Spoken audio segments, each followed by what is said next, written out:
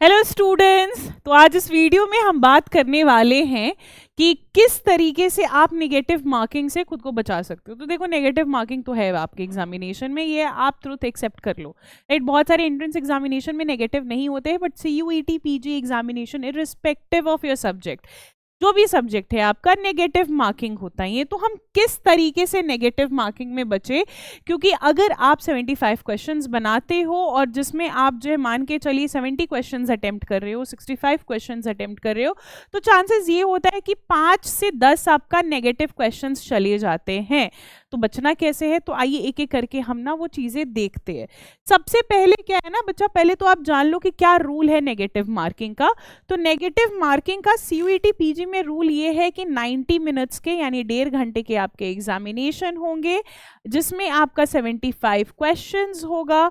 ये 75 क्वेश्चंस में आपको हर क्वेश्चन पे 4 मार्क्स मिलेगा, यानी टोटल मार्क्स आपके जो है वो 300 हो गए, और हर गलत क्वेश्चन पे आपका -1 जाएगा। जैसे कि आप 5 क्वेश्चन करते हैं, 5 क्वेश्चंस में 4 आपके सही हो गए, यानी 4 × 4 आपको कितना मिला, 16 मार्क्स मिला। लेकिन एक आप क्या करिए, एक आपसे गलत हो गया, तो वो 16 में से -1 जाएगा और टोटल स्कोर आपका कितना गया, टोटल स्कोर आपका 15 गया। तो ये रूल आप पहले अवेयरिटी भाई रखो कि हाँ भाई हम अवेयर है इस रूल से। फिर उसके बाद क्या होता है, उसके बाद आप 3 टायर अटेम्प्ट रूल को फॉलो करो। यानी कि जनरली आपको मिलता है, रफ शीट मिलता है एग्जामिनेशन में। रफ शीट को भाई सीरियसली लो। आप बोलोगे कि मैम कुछ कुछ सब्जेक्ट में तो रफ शीट का इंपॉर्टेंस है ही नहीं, मैथ वगैरह आते नहीं है, रीजनिंग आते नहीं है, तो भाई रखो, रफ शीट मिल रहा है ना, पेन लेके जाना, रखना। इस रफ शीट में क्या करो कि आप जो इजी क्वेश्चंस है उसको अटेम्प्ट करो। इजी मतलब कि ये तो पता ही है कि भाई इसका आंसर यही होगा, वो वाले क्वेश्चंस उसको आप रखो, उसको भाई सबमिट कर लो पूरी तरीके से। पार्शियल जो नॉलेज है, जिसमें आपको ना लग रहा है कि 70-50 का कुछ, 60-70 का कुछ ऐसा श्योरिटी है कि हाँ भाई ये हो सकता है, मेरे को ऐसा लग रहा है, but I am not very sure, इस पे ना थोड़ा टाइम लगेगा मेरे को। तो आप क्या करो, आप जो है वो शीट पे लिख लो, राइट। शीट पे ये मान के चलिए ये आपका शीट है, इसमें ना आप इस शीट को डिवाइड कर दो, ऊपर के जो है वो हाफ पोर्शन को उसमें डिवाइड कर दो। इसमें पार्शियल वाले को रखो कि भाई वो सारे क्वेश्चन है, और इसमें नो आइडिया, यानी कि मॉडरेट वाले और हार्ड वाले को, राइट। अब जैसे मुझे क्वेश्चन नंबर 12 में लगा कि भाई श्योरिटी नहीं है, इसमें मेरे को सिर्फ 70% लग रहा है, तो मैंने 12 लिख लिया। फिर मेरे को आगे जाके 14 में ऐसा लगा, फिर उसके बाद 25 में लगा, तो मैंने लिख दिया। सेम ऐसे क्वेश्चंस होते हैं जिसका आपको नॉलेज नहीं है, जिसके बारे में आपको पता ही नहीं है। इसमें 10% भी हो सकता है, 20% नॉलेज हो सकती है आपके पास, लेकिन आपको ना आंसर इसका पता ही नहीं चल पा रहा है, तो वो सारे हार्ड क्वेश्चन होते हैं। अब 75 में से करीबन 5 से 10 क्वेश्चन आपको ऐसे मिलेंगे जो कि आपको हार्ड लगेंगे, 5 तो लेकर चलिए कि आपको हार्ड लग सकते हैं। तो हार्ड की भी यहाँ पे सीरियल नंबर आप लिख सकते हो कि जैसे 50 नंबर जो क्वेश्चन था वो मेरे को हार्ड लगा, 61 जो है वो मेरे को हार्ड लगा, ऐसे आप लिख लो। अगर आपको लिखना नहीं है तो एक काम कर सकते हो कि जो आपको पार्शियल नॉलेज वाला है, यानी जिसपे आपको जो है ऐसा लग रहा है कि भाई लिखने का काम नहीं है, तो पार्शियल नॉलेज वाले को आप मार्क एज रिव्यू करोगे। मार्क एज रिव्यू करोगे तो वो ऑलरेडी क्वेश्चन जब आता है साइड में आपका, वो ऑलरेडी पर्पल कलर से फिल रहेगा, राइट। वो ऑलरेडी पर्पल हो जाता है वो पूरा आपका, और जिसमें आप जो है वो क्या कर रहे हो, आपको नहीं आइडिया, तो उस क्वेश्चंस को वो छोड़कर आप आगे बढ़ सकते हो, और वो आपका कौन से कलर का वो क्वेश्चन नंबर कन्वर्ट हो जाएगा, कलर रेड हो जाता है, क्योंकि साइड में सारी क्वेश्चन जो है वो आपको लिखी रहती है क्वेश्चन नंबर आपका, और आप जंप करके जो है वो इस तरीके से फिगर आउट कर सकते हो। If you are not ready to write it, ये आप अब लिख लोगे ना, तो आपको फिर क्या होगा, आपका जब लास्ट का मिनट होगा तो you are going back to those questions and revising it. पहला है ये मतलब कि ये 3 टायर का, 3 टायर को थोड़ा और कंप्लीट हम लोग करेंगे आगे का।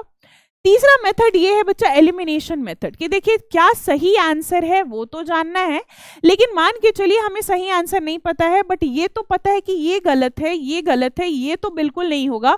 उस तरीके से आप 4 ऑप्शंस में क्या कर सकते हो, 4 ऑप्शंस को आप डिवाइड कर सकते हो। फॉर एग्जाम्पल मेरे को मिला 4 ऑप्शन, इस 4 ऑप्शन में मेरे को क्या लग रहा है ना कि भाई ये वाला तो आंसर बिल्कुल नहीं होगा, क्योंकि इसमें पढ़ा था तो इसमें कहीं पे मेंशन नहीं था। इसमें भी मेरे को नहीं लग रहा है कि बिल्कुल भी नहीं होगा, क्योंकि ये तो डिफरेंट काइंड ऑफ राइटर है या डिफरेंट काइंड ऑफ आपके इकोनॉमिक के थियरी है, थियरिस्ट है या फिर पॉलिटिकल साइंस के थियरिस्ट है, नहीं भाई नहीं, ये भी नहीं होंगे। इनमें भी मुझे नहीं लग रहा है, क्योंकि इनको भी जब मैंने पढ़ा था कहीं पे ऐसा जिक्र नहीं है, ये तो फिलोसॉफिकल बातें लिख रहे हो और क्वेश्चन हमारा क्रिटिकल है। तो फिर आप एलिमिनेट करके आप क्या कर सकते हो, आप अपने आंसर पे वो पहुंच सकते हो। तो एलिमिनेशन मेथड भी आपको नेगेटिव मार्किंग से बचाता है। फिर उसके बाद क्या होता है, उसके बाद आप एजुकेटेड गेसिंग, देखो डिफरेंस है ब्लाइंड गेसिंग में कि तुक्का लगा रहे जय माता दी बोल के जो है वो जिस पे ऑप्शन पे हमको सही लग रहा है, डेकोरेटिव वो ऑप्शन लग रहा है वो कर रहे, वो कभी नहीं करना, राइट।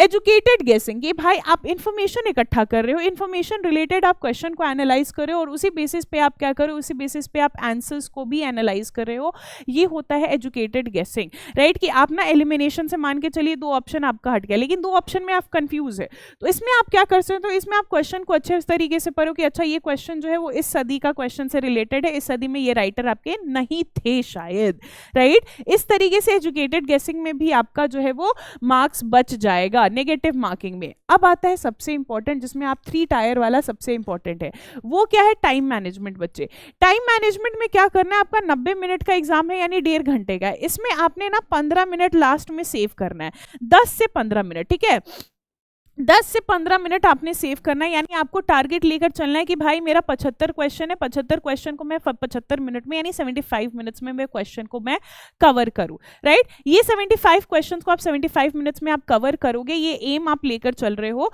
तो लास्ट का 10 से 15 मिनट बच जाएगा। उसमें क्या करेंगे मैम, तो उसमें आपका चलिएगा टायर 2 वाला, राइट। उसमें आप ये सारे क्वेश्चंस पे अपना दिमाग लगाइएगा, इसमें आप 10 मिनट दीजिए, इसमें आप 5 मिनट दीजिए, जिस भी बेसिस पे आपको सही लग रहा है वो कीजिए, यानी लास्ट में। और वो सारे क्वेश्चंस को तो बिल्कुल नहीं चेंज करना है जिसमें आप बिल्कुल श्योरिटी हो, अब ये नहीं कि चले गए भाई उसको रिवाइज करने के लिए, क्योंकि जब आप पहले ऑप्शन को क्लिक करते हो ना, तो वो आपका फर्स्ट थिंकिंग 70 to 80% हमेशा राइट होता है, क्योंकि अनकॉन्शियसली आपका माइंड जब क्वेश्चन पढ़ता है तो वो फर्स्ट वाले ऑप्शन को वो सेलेक्ट कर लेता है, यानी जो भी आपने फर्स्ट में चूज किया था, ए बी सी डी में से जो भी चूज किया था, तो अनकॉन्शियसली आपका माइंड जो है वो नॉलेज को वो ग्रास्प कर लेता है, उसको लगता है ये सही है, तो फर्स्ट इंस्टिंक्ट हमेशा इंस्टिंक्ट जो है वो हमेशा आपका 70 to 80% है। तो भाई जिसमें श्योरिटी है वो श्योरिटी वाले क्वेश्चन को रिवाइज यहाँ नहीं करना है।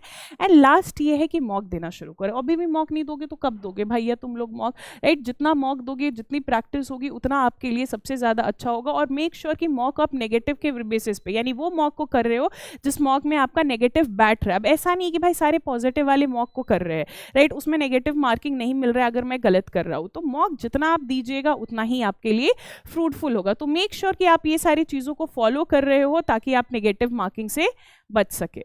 अभी के लिए बाय बाय, नेक्स्ट वीडियो में मिलते हैं।